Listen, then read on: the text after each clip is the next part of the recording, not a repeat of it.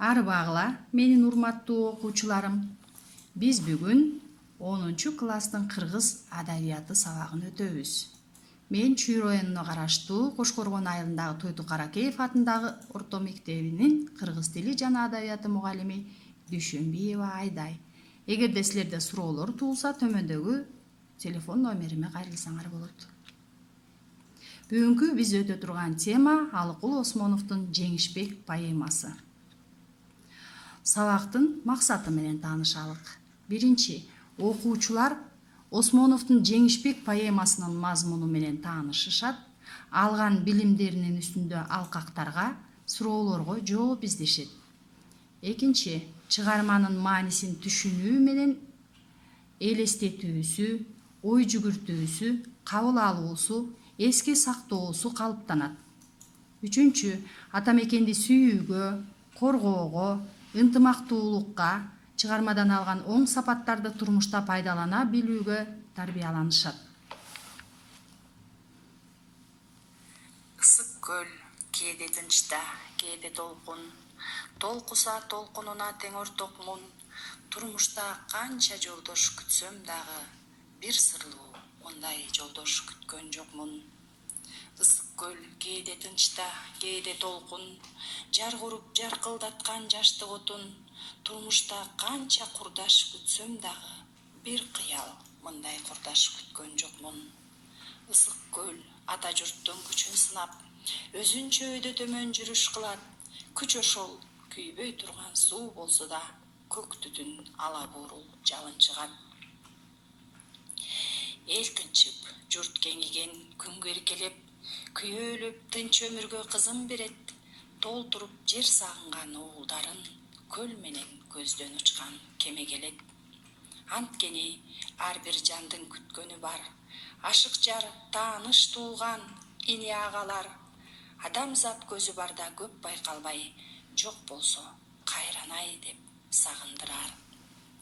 Бул жерде эне аталар, жаш карылар, түрлүү түс, түрлүү улуттун баарлыгы бар.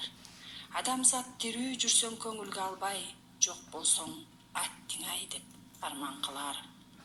Эл түшөт, кеме токтойт аркан салып, азоодой тизгин бербей ал бууттанып.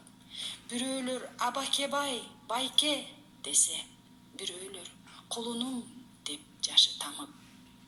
Бах, кандай бейпилгүндүн берекети, тууган жер түбү чалкар кең эмеспи? Ушинтип кайра жанат жакшылыкка, кечеги кайгы зардын кенемтеси. Жөөлөр көп, арабачан, кээлери атчан, ар туштан кубанычтын суулары аккан. Турмуштун жарык шамдуу шаарын карай, келгендер сүйүнүштүү кетип жаткан. Көчкө окшоп саптар чубап, тоону карап, жигиттер күлкүгө мас кетип барат. Ай чиркин, турмуш канча мол болсо да, ар дайым бир жеринен толбой калат. Күткөндөр тарай союлганда, аксакал бир чалгалды пристанда. Сүрдүгү ташка тийген тулпарга окшоп, жарыктык аяк шилтейт араан гана. Ким десең бул карыя Миңбай ата, көз салып эртели кеч батыш жакка.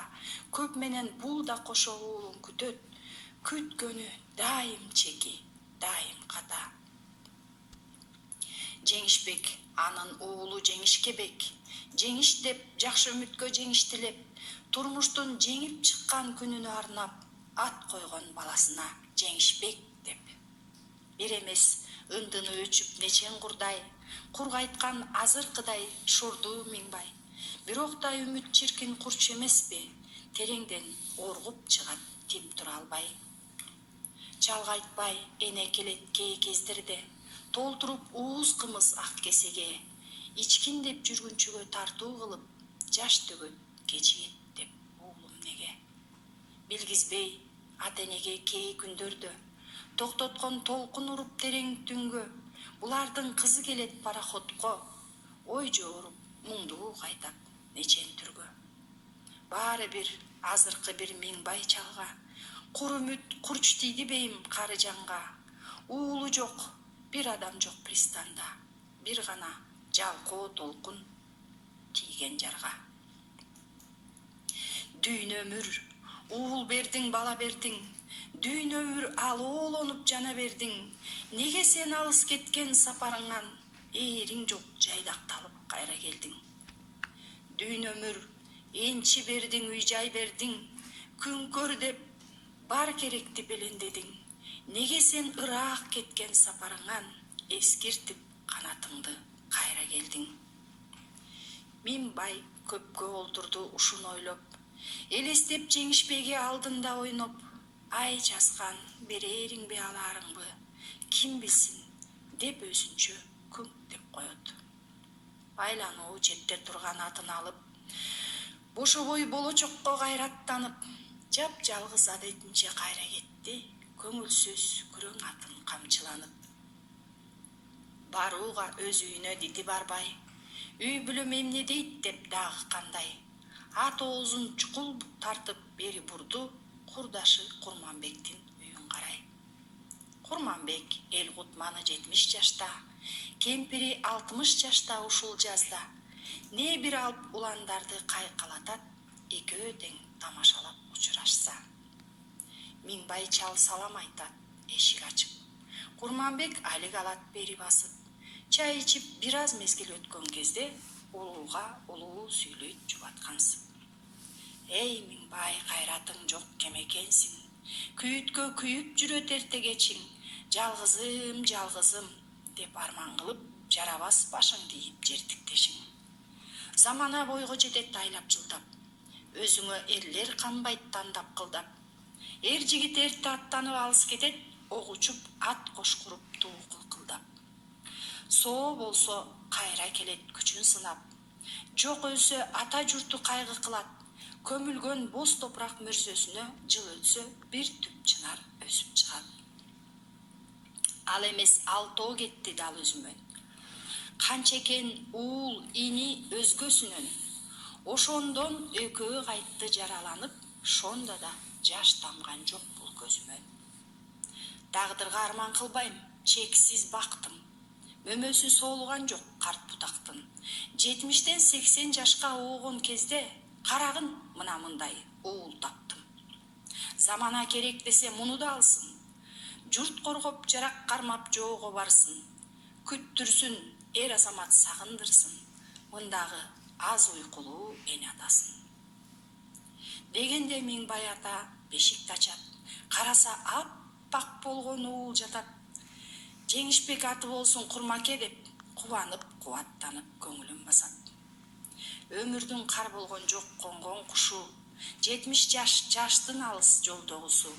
Жеңишбек болсо болсун жеңиш күнү, дал бүгүн өткөн жылдын май 9-у.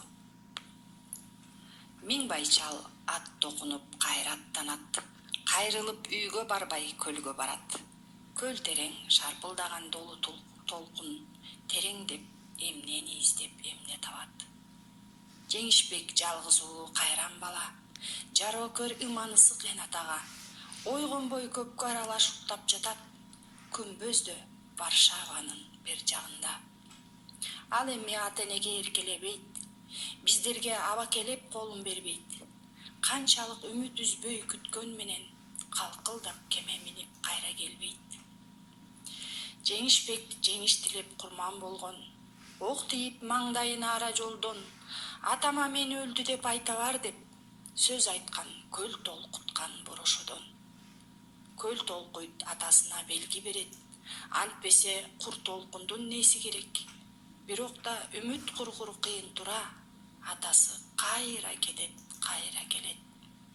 Кой ата, жолдош болбо жок пайдага, жол карап көл боюна ат байлаба. Жеңишбек сенин уулуң жеңиш күнү, жадырап келип турар жыл айлана. Ысык көл ата журттун күчүн сынап, өзүнчө өйдө төмөн жүрүш кылат. Күч ошол күйбөй турган суу болсо да, көк түтүн ала буурул жалын чыгат. Мына балдар биз алдыда жалпы чыгарманын мазмуну менен тааныштык. Эми ошол чыгарманын идеясына көңүл буралык. Алкул Осмоновдун жалпы акындык өнөрүнүн да, жеке дастанчылык өнөрүнүн да барып турган жеткен туу чокусу бул Жеңишбек поэмасы. Чыгармада Жеңишбек уулун согушта жоготкон Миңбай чалдын өзгөчө күйүттүү абалы, өксүктүү абалы кеп кылынат. Жеңишбегинин Варшава жанында көмүлүп жатканына, өзү өлгөнү тууралуу атасына борошодон кабар айттырганына ишенгиси келбейт. Кайран уулунан күдөр үзгүсү келбейт.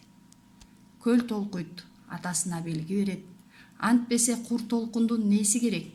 Бирок да үмүт кургур кыйын тура, атасы кайра келет, кайра кетет. Чыгармадагы образдар системасына көңүл буралык. Бул жерде Миңбай каарманыбыз, башкы каарман, жашоодон үмүт үзбөгөн үмүтчүл, турмуштун ысык суугуна чыдап, ар кандай сыноолорунан өткөн жана ага баш ийген сабырдуу. Анын досу Курманбек башка жердин ак асманын көргөнчө, өз жеринин кара булутун көргөндү артык көргөн мекенчил. Эми троптун түрлөрүнө көңүл бурабыз балдар. Бул чыгармадагы троптун түрлөрү көп кездешет. Анын ичинен метафора, алкактарга көңүл бургула балдар. Метафора бул бир нерсени же көрүнүштү башка нерсе же көрүнүш менен атоо. Метонимия бири-бирине кандайдыр бир алакасы, жакындыгы бар, бирок окшошпогон предметтин белгилери менен алмашылат. Синекдоха бүтүндү бөлүк кылып же бөлүктү бүтүн нерсе кылып туюнтуу. Салыштыруу троптун жөнөкөй түрү бул. Көрүнүштү толук же даана көрсөтүп берүү үчүн башка нерсе менен салыштырабыз. Перифраз чындыкты, предметтерди, кубулуштарды тике көрсөтпөстөн сыпаттап айтат. Андан тышкары бул алкактарга да көңүл бургула, бул стилистикалык каражаттар. Алардын ичинен анафора кезигишет. Бул эки же андан артык жолдордо окшош сөздөрдүн кайталанып келиши. Эпифора кезигишет. Бул дагы саптын аягында сөздөрдүн кайра-кайра кайталанып келиши. Инверсия бул жерде сүйлөмдүн орун тартибинин бузулушу. Же болбосо менен баяндооштун алмашып келиши. Антитеза кубулуштарды карама каршы коюп сүрөттөөсү. Мындан тышкары дагы параллелизм жолугат. Бул жерде эки же андан артык предметти катар коюп мазмунду ачып берүү. Мындан тышкары дагы лаконизм деген ыкма жолугат. Бул лаконизм ыкмасы Чыңгыз Айтматов менен Алкул Осмоновдун калемине таандык. Бул поэма болгону 156 саптан гана турат. Ал эми чыгарма согуш темасында жазылган көлөмдүү романдарга сыя турган ойду камтыйт. Муну биз Алкул Осмоновдун калемине таандык. Адабият теориясында дагы бир ыкманы, кыскалыкты эске салабыз. Лаконизм деген сөз өзү кыска дегенди билгизет. Кыска чыгармага зор, кенен ойду батыра алгандыгын баса белгилей кетели. Чыгармада жоолуккан кээ бир сөздөргө сөздүк ишин жүргүзөлү. Чыгармада пристан деген сөз кезигишет. Бул кеме токтоочу жай. Азо деген сөз кездешет. Бул сөз үйрөтүлө элек аттарга карата айтылат. Кенемтеси деген сөз зардабы же болбосо таасири деген мааниде. Ындыны өчүү деген сөздү көңүлү түшүү, капалануу деген деп түшүнсөк болот. Бул жерде дагы Варшава деген жердин аты аталып жатат. Бул Европадагы Польша мамлекетинин борбору болоорун эсиңерге салгым келет. Мына балдар, биз алдыда поэма менен тааныштык, каармандар менен тааныштык, алкактарда троптун түрлөрүн карап өттүк. Эми силерге менин берер тапшырмаларым жана суроолорума көңүл бургула. Миңбай атанын 2 куплет болгон Дүйнө өмүр монологун көркөм окугула да маанисине көңүл буруп түшүнгүлө. Экинчи, күч ошол күйбөй турган суу болсо да көк түтүн ала буурул жалын чыгат деген саптары поэманын башында жана аягында берилген. Эмнеге акын суудан көк түтүн жана жалын чыгат деп жатат? Бул суроонун үстүндө ой жүгүрткүлө. Бул суроо силерге бул проблемалык суроо болуп эсептелинет. Анан дагы акыркы тапшырмам бул сыйнып бейин түзүү. Бул жерде үлгү бердим мен. үлгүдө экинчи каарманыбыз Курманбек каарманыбызга түзүлгөн сиңпейин. Биринчи бир зататооч жазылат. Зататооч бул Курманбек. Экинчиде сынатооч, эки сөз сынатооч жазылат. Кандай деген суроого жооп бериш керек? Кайраттуу, кандай кайраттуу, кандай кемеңгер. Үчүнчү эмне кылат деген 3 этиш сөз жазылыш керек. Эмне кылат? Кайраттандырат. Эмне кылат? Жооткотот. Эмне кылат? Тарбиялайт. Төртүнчү 4 сөздөн турган бир сүйлөм түзүлүш керек. Курманбек уулдарын мекенчилдикке тарбиялаган. Бешинчи биринчи сөздүн синоними жазылыш керек. Демек Курманбек деген сөздүн синоними бул карыя болуп эсептелинет. Ал эми силер болсо биздин поэманын башкы каарманы Миңбай атага сиңпейин түзөсүңөр. Эми балдар алдыда өткөн чыгармабызды жыйынтыктайлык. Мына быйыл Улуу Ата Мекендик согушка 75 жыл болот. Биз чыгармадан согуш деген эмне экенин билдик. Согуш кайгыны, жоготууну алып келээрин билдик. Согуш деген бул адамдын ким экендигин ачат, аныктайт. Кимдин ким экендигин кыйынчылыкта гана билебиз. Айта кетсем, Чыңгыз Айтматовдун Бетме-бет чыгармасындагы Ысмайыл каарманы жай турмушта бир үй бүлөнүн күч берген ээси, башчысы болгон. Ал эми согушта ал коркок, өзүмчүл, качкын болуп чыкты.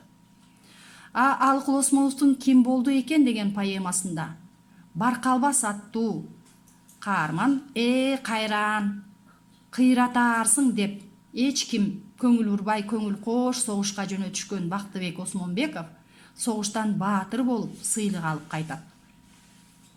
Мына балдар, силер бүгүн өзүбүздүн сүйүктүү акыныбыздын дагы бир чыгармасы Жеңишбек поэмасы менен тааныша алдыңар.